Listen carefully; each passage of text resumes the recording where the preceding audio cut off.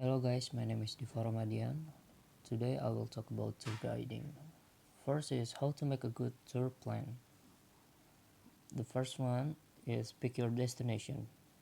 It all probably emanates from either some stunning pics gone viral on social media, the scenic setting of a movie, or an irreversible story of a friend's last trip abroad. Touring plans, more often than not, are triggered by external factors. 2. Decide the duration of your trip. There's a fine line between getting bored and enjoying every moment at the destination. However, no destination has a predefined ideal duration. It often depends on the touring plans and purpose of the visit of the travelers.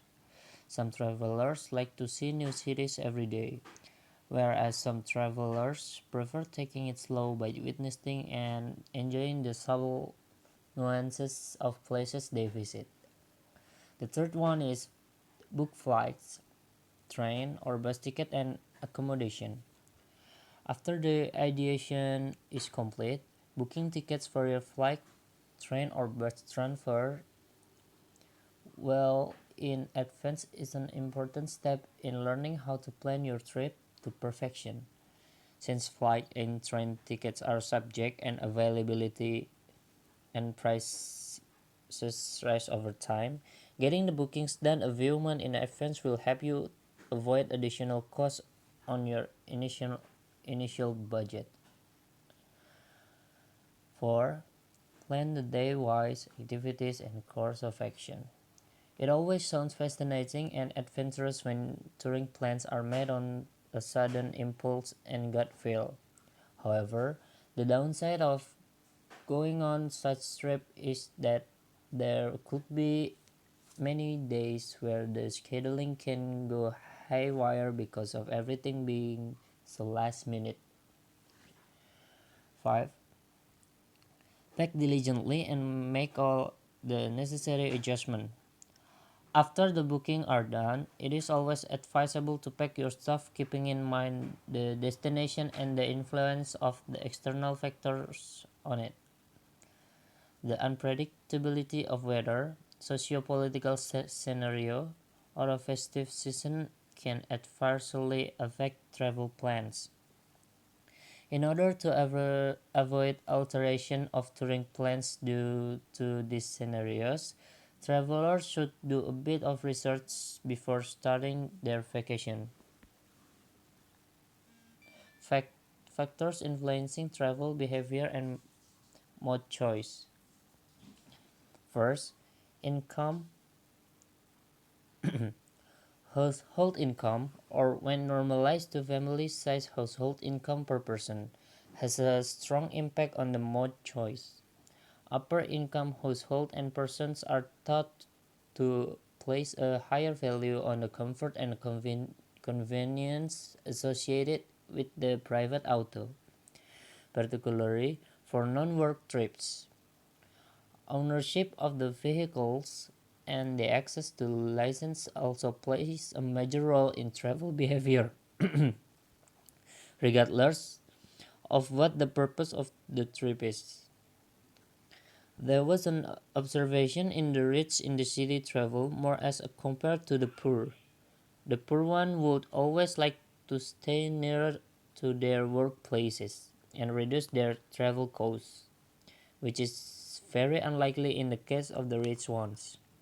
The second one is age. The relationship between age and travel behavior is multifaceted. Young children, for example, are far less likely than adults to make any type independent trips.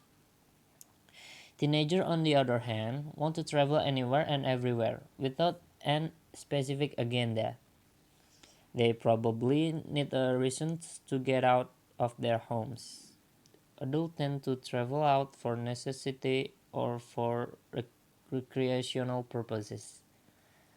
Older people have the desire to walk or bicycle and spare their time in a qualitative way, but there might be a physical constraint.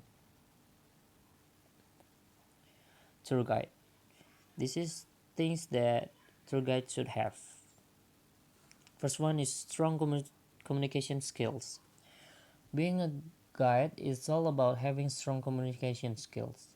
It's okay to be a quiet person, but if you have to communicate with new people on a daily basis, you just have to be able to do it well. On a basic level, guides should be great at projecting their voices across a group and be able to do so in a clear and easy to understand way.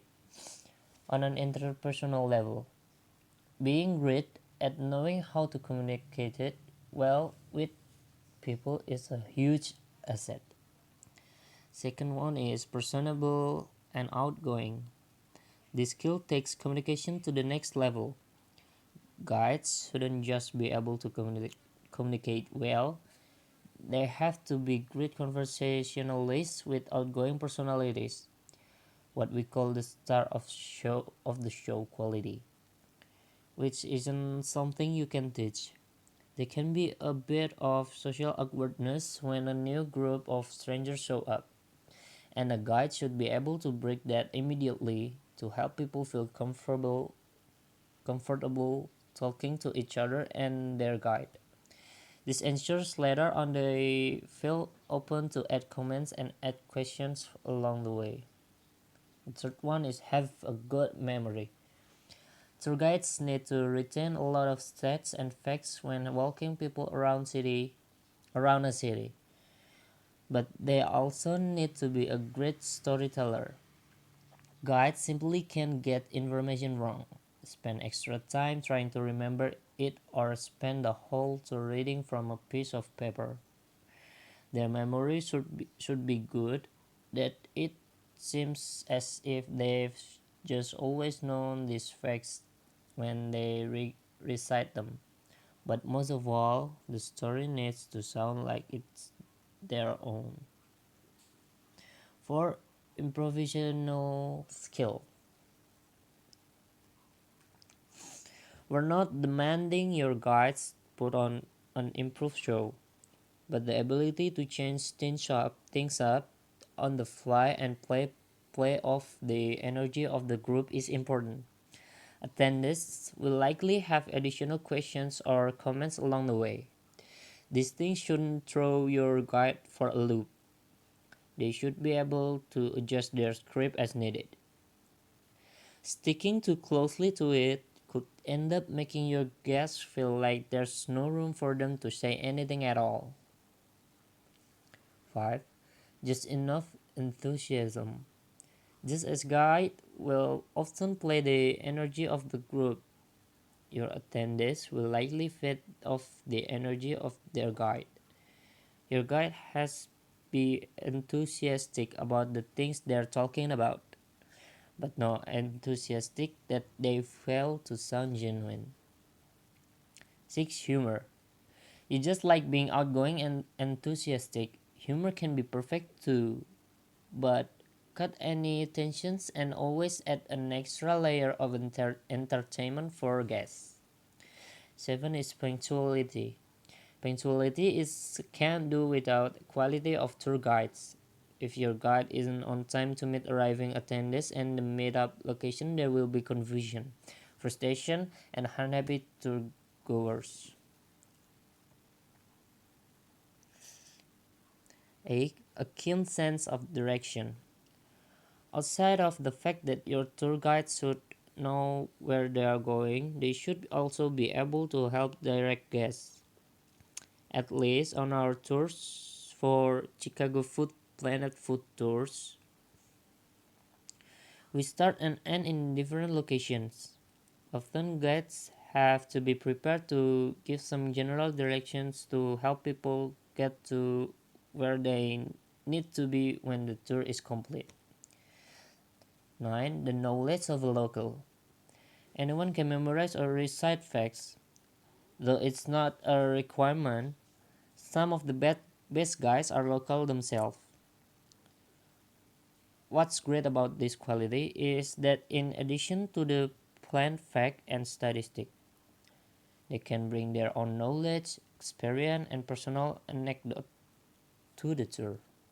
This can make a tour feel particularly special for guests who are looking for a genuine experience outside the typical tourist attractions.